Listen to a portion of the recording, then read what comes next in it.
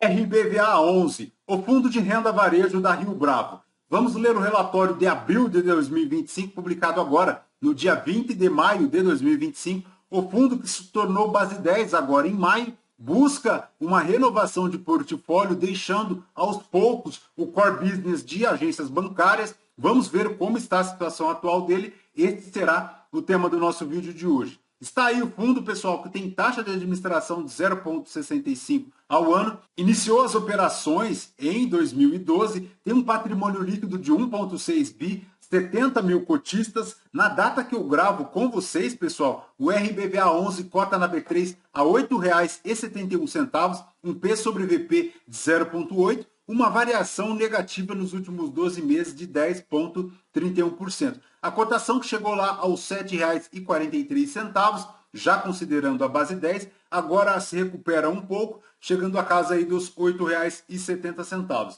A última distribuição foi paga no dia 15 de maio de 2025, 9 centavos por cota, fazendo um yield mensal de 1,02, anual de 13,10%. Se o cotista tivesse investido R$ 1.000 em RBVA 11 há 2 anos, teria hoje R$ 1.125,50. Em relação à rentabilidade, pessoal, o fundo ainda deixa a desejar, porque a cota no mercado secundário ainda não supera o CDI e também não supera o IFIX, superando apenas o IPCA. Então, ponto de atenção aqui para o cotista do RBVA 11 é a rentabilidade do fundo. Voltando aqui para o relatório, pessoal, ele possui em seu portfólio 83 imóveis, 302 mil metros quadrados de ABL, 17 inquilinos, um patrimônio de 1,6 bi, uma vacância física de 4,8, 6,4 anos é o prazo médio dos contratos, um volume diário na B3 de 1.600.000, um valor de mercado de 1.360. Em relação aqui aos principais destaques do mês do fundo, ele realizou a alienação lá da Caixa Econômica Federal no Santa Cecília, provavelmente em São Paulo, e também as obras do imóvel da Gabriel Monteiro para Porto Belo,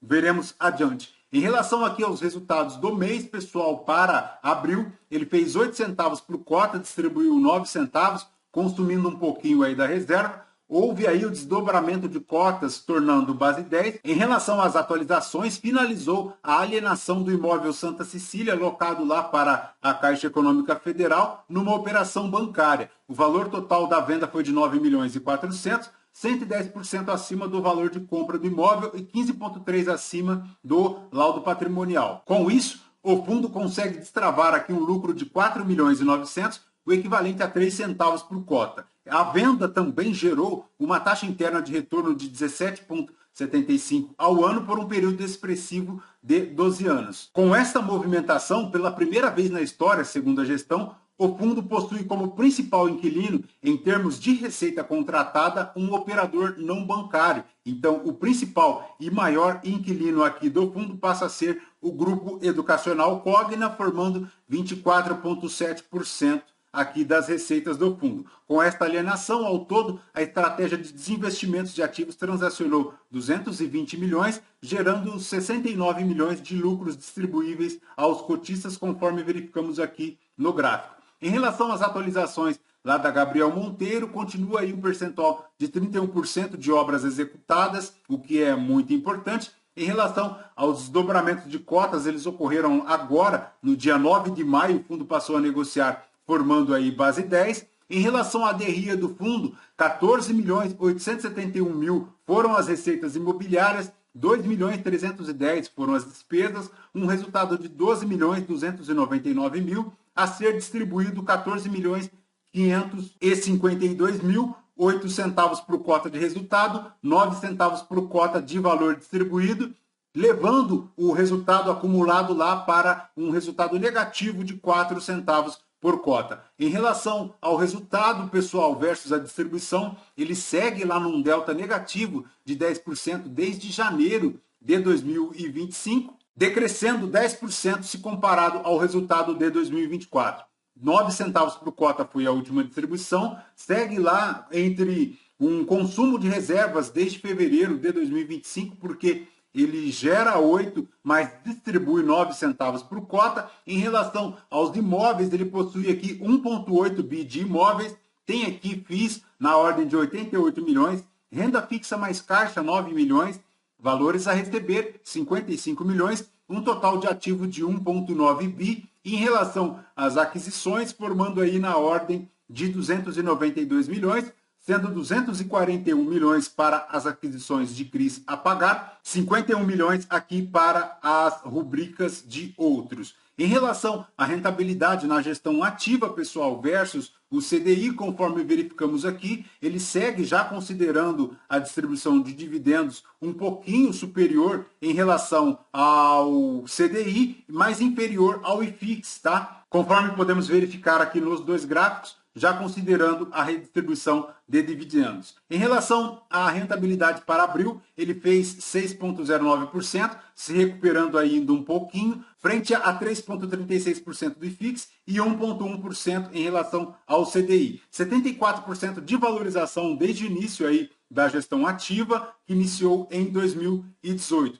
Em relação ao volume médio negociado, pessoal, ele sobe um pouquinho em relação ao preço, chegando aos 8,70, mas ele decresceu um pouquinho no volume, chegando na casa de 1.560.000 no volume diário da B3. Em relação ao número de cotistas, 70.243 agora para abril. Em relação à tipologia de imóveis, a maior exposição, 75,6%, estão para os imóveis de varejo, mas ele tem 18% aqui de varejo AAA, tem aluguéis a receber e também tem alocações em shoppings, além de alocações aqui em FIIs. Em relação aos imóveis, pessoal, 82 alocações em imóveis de varejo, sendo 31 imóveis para a Caixa Econômica, 13 imóveis aqui para o Santander, um imóvel para o Itaú, mas ele forma aqui também, em relação à alocação em shoppings, cotas do LASC 11, cotas também do SHPH 11, do CPSH 11, uma participação aqui no Shopping Iguatemi Faria Lima. Em relação à indexação aqui, pessoal, dos contratos, ele tem 61% deles indexados ao IPCA, 39% ao IGPM, a maior exposição por região geográfica do Brasil está aqui para o estado de São Paulo, 60%.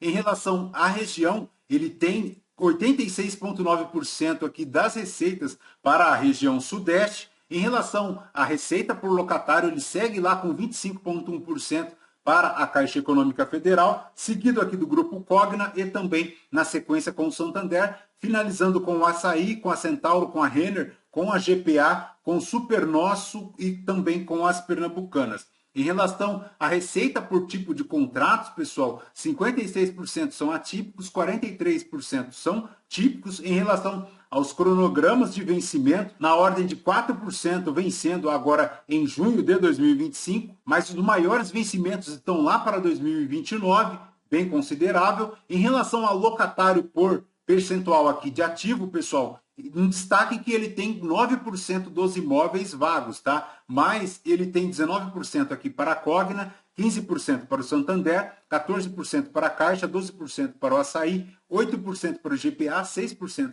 para a Centauro e 4% para as Pernambucanas. Os destaques por setores, ele segue lá ainda com 28% do setor bancário, 21% do setor alimentício, 19% para o setor esportivo e também 8,59% vago, conforme comentamos. Em relação à alavancagem aqui do fundo, pessoal, ele tem 174 milhões dos CRIs do RBVA para amortizar em relação às obrigações. Ele tem aqui 12 milhões dos CRIs do RBED Santo André e também 22 milhões dos CRIs do RBED São Bernardo do Campo, formando aí 10,48% de alavancagem líquida, das quais ele tem 29 milhões para amortizar agora em 2025, decrescendo lá aos 21 milhões apenas em 2028. Perfeito, pessoal? De RBVA 11 é basicamente isso. Bora continuar acompanhando aqui o fundo, ele que vem buscando essa transformação aí, deixando aos poucos as agências bancárias e adquirindo aí imóveis